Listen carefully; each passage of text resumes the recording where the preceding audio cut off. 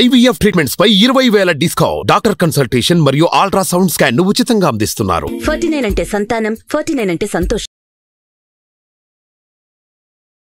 నమస్తే రమగారు. నమస్తే జయ. రమగారు, ఏదైనా రాజుల కథ చెప్తారా? శక్తిసింహుడు అని ఒక రాజుగారు ఉండేవాడు.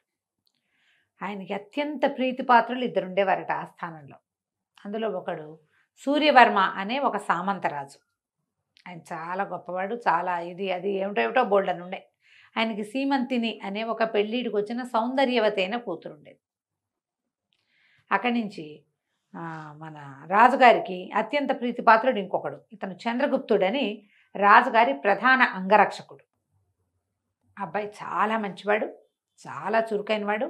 వాళ్ళ నాన్న తాతల కాలం నుంచి ఈ రాజ్యంలోనే ఉన్నారు వాళ్ళు. రాజుగారికి ఈ చంద్రగుప్తుడు అంటే మహా ఇష్టం. సూర్యవర్మకి చంద్రగుప్తుడికి పెద్ద ఏం పడుతున్నట్టు ఏం కనపడేది కాదు, కానీ గొడవలేం లేవు. అయితే ఏమైంది, ఈ సీమంతిని ఈ చంద్రగుప్తుడు ప్రేమించాడు. వాళ్ళిద్దరూ ప్రేమించుకున్నారు.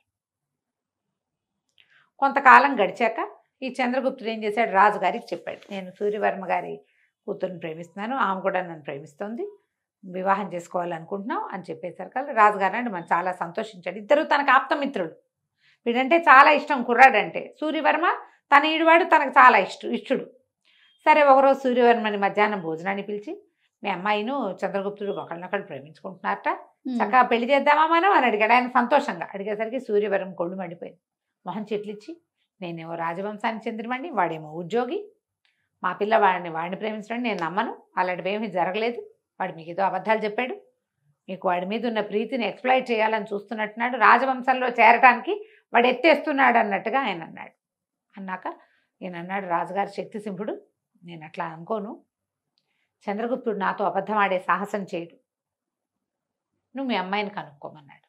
సూర్యవర్మ గారు హుటాహుటిన వాళ్ళు ఊరు వెళ్ళిపోయి కూతుర్ని కేకలేసి అడిగాడు, ఏమిటమ్మాయి ఏమిటే సంగతి అంటే, ఆ అమ్మాయి ఏమో, అవును నేను చంద్రగుప్తుడిని ప్రేమిస్తాను, చంద్రగుప్తుడిని పెళ్లి చేసుకుంటా, లేకపోతే నేను పెళ్ళే చేసుకొని దిక్కుని చోటు చెప్పుకోను. ఆయన ఇచ్చాడు ఆ మడా కేకలేసాడు కూతురు. మన వంశం ఏంటి, వాడి వంశం ఏంటి, వాడు ఉద్యోగి, వాడిని పెళ్లి చేసుకోవటం ఏమిటి, బ్యాడ్ ఐడియా, వెరీ బ్యాడ్ అన్నాడు. ఏం చేస్తుంది ఆ పెళ్ళి, ఏం చేస్తుంది, ఓ రోజు ఉత్తరం రాసి వచ్చేస్తున్నా అని చెప్పేసి చంద్రగుప్తుడి ఇంటికి వెళ్ళిపోయింది. అక్కడ ఓ పురోహితుడు ఎవరో ఉన్నారు వాళ్ళ ఇంటి దగ్గర.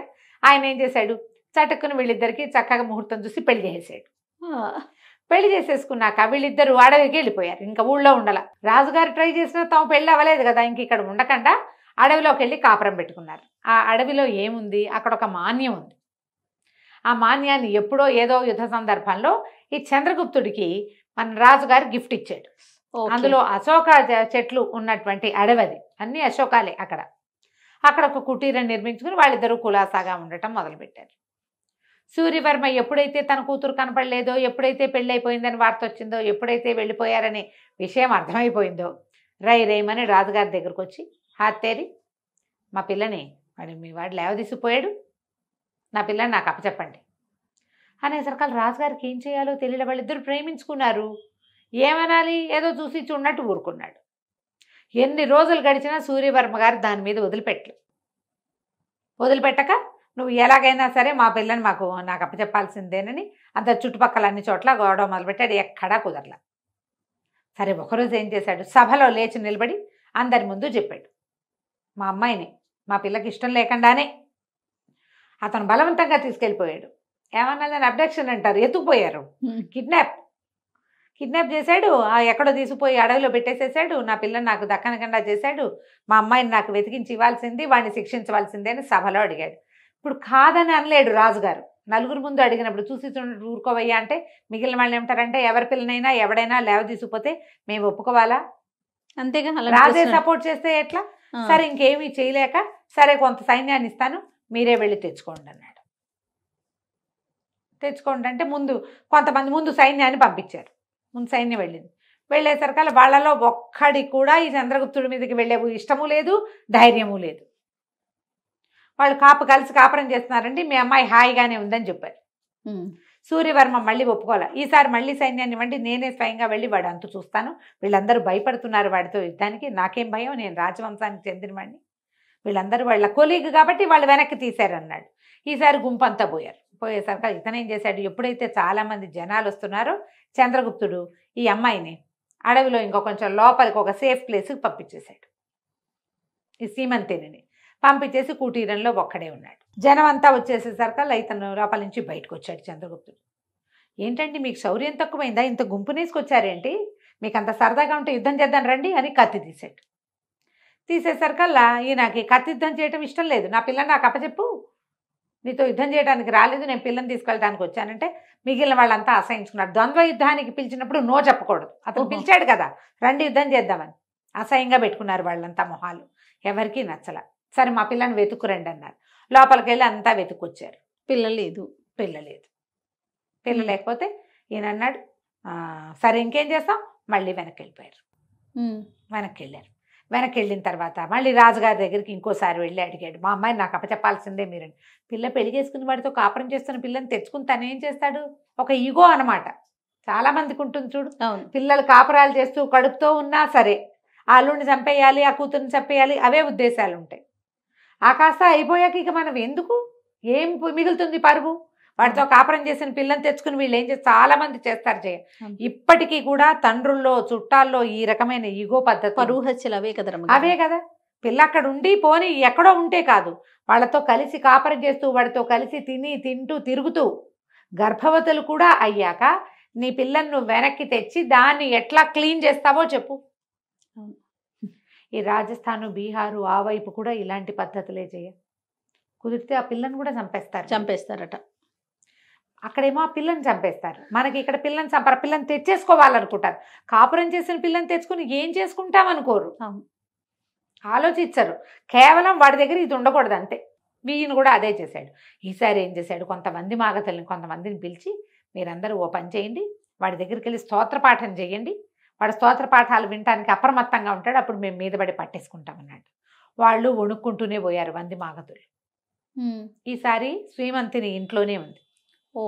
ముందు వంది మాగధులు వెళ్ళేసరికి వెళ్ళిన వాళ్ళు నువ్వు అంతవాడివి ఇంతవాడివి, నీలాంటి వాడు గొప్పవాడు ఎవరు లేరు, మీ నాన్న అంత గొప్పవాడు, మీ తాత ఈ యుద్ధంలో వీళ్ళని గెలిచాడని స్తోత్ర పాఠాలు చేస్తుంటే అతను స్థిమితంగా కూర్చుని వింటున్నాడు. కత్తిడాలు ఏమీ లేవు దగ్గరలో. వాడి చేతిలో కత్తి ఉంటే చెండ ప్రచండు. వాడు కూర్చుని ఉన్నవాడు ఏం చేస్తాడు, ఆ కత్తి కోసం వాడు వెళ్ళే లోపలే వాడిని పట్టేసుకోవచ్చు. ఈ సూర్యవర్మ ఏం చేశాడు, ఒక 50 మంది సైనికులతో ఒక్కసారి ఆ కుటీరం మీద పడి ఈయన కాళ్ళు చేతులు పెడరెక్కలు విరిచి పట్టేశారు ఆ చంద్రగుప్తుడు. నా పిల్లని నాకు అవి చెప్పి అమ్మాయిని కూడా వెంబడి, అమ్మాయి ఏడ్చుకుంటూ వచ్చింది. సరే తీసుకొచ్చేసరికల్లా చంద్రగుప్తుడు ఏమంటాడు, వివాహం అయింది, 8 నెలల నుంచి కాపురం చేస్తున్నాం, ఫలానా పురోహితుడు ఫలానా దేవాలయంలో ఫలానా చుట్టుపక్కల మధ్యలో నా పెళ్ళయింది, నేను ఆమెను ఎత్తుపోలేదు, ఆమె నాతో స్వయంగా వచ్చింది, నన్ను ప్రేమిస్తోంది, నాతో భార్యగా ఉంది, ఆమెను విడిచే ప్రసక్తి లేదంటాడు చంద్రగుప్తుడు. నా ఇష్టం లేకుండా నేను కన్యాదానం చేయకుండా నా పిల్లకి పెళ్ళేట అవుతుంది అంటాడు సూర్యవర్మ. ఆయన ఆ పాయింట్లోంచి దిగడు, ఇతను ఈ పాయింట్లోంచి దిగడు. రాజుగారికి విసుగుబుట్టి చిచ్చి దిక్మాల్గోల, ఓ పని చేయండి, ఆకురాలు కాలం అంతా కూతురు సూర్యవర్మ దగ్గర ఉంటుంది, చిగురించి చెట్లు చిగురించి మళ్ళీ ఆకురాలే కాలం వచ్చేదాకా చంద్రగుప్తుడి దగ్గర ఉంచుకోవచ్చు. 6 నెలలు నువ్వు 6 నెలలు నువ్వు ఉంచుకోండి అంతేనని తీర్పిచ్చాడు. ఎప్పుడైతే ఇతన్ని సభలోకి తీసుకొచ్చారో ఆ సీమంతిని ఇంకా రాల, ఆ ఇంటి దగ్గర ఉండిపోయింది, అడవిలో ఉండిపోయింది. నేను రానని చెప్పేసింది. అక్కడి నుంచి ఏం చేశారు, సైనికులు వచ్చి రాజుగారి ఫర్మానా అంతా చదివారు. అమ్మ ఆకురాల కాలం వచ్చింది, నువ్వు ఇంకా వచ్చి మీ నాన్నగారి దగ్గర ఉండాలంటే సరేనండి. ఆవిడేం చూపించింది, తోట అంతా చూపించింది. ఈ చెట్ల ఆకులు రాలేక వస్తా మా నాన్న ఇంటికి, కావాలంటే 2 సైనికులు ఇక్కడ కాపలా ఉండండి, ఆకులు రాలేక వస్తాను అని చెప్పింది. ఏమిటది, అశోకవనం, అది చచ్చినా చెట్లు రాదు. అవును, ఎప్పటికీ రాదు. ఆ అమ్మాయి ఏనాడు తన తండ్రి ఇంటికి వెళ్ళాల, హాయిగా భర్తతోటే ఉండిపోయింది. రాజుగారు ఇచ్చిన తీర్పు ఏమైంది, తీర్పు మాత్రం ఇచ్చారు, చెట్ల ఆకులు అన్ని చోట్ల రాలుతాయి, నేనున్న చోట ఆకులు రాలితేనే నా లెక్క, అంతే, నేనున్న చోట ఆకులు రాలిపోతే నేను రాను, అవి రాలనే నేను వస్తానంటు. అస్సలు అశోకానికి ఆకులే రాలు, అందుకే అది అశోకవనం అయిందనమాట. ఎప్పటికీ ఆకులు రాలవు, కాదు కంచికి మనం ఇంటికి. భలే ఉందండి. నమస్తే. సుమన్ టీవీలో మీ పర్సనల్ అండ్ బిజినెస్ ప్రమోషన్స్ కోసం కింది నెంబర్కి కాంటాక్ట్ చేయండి.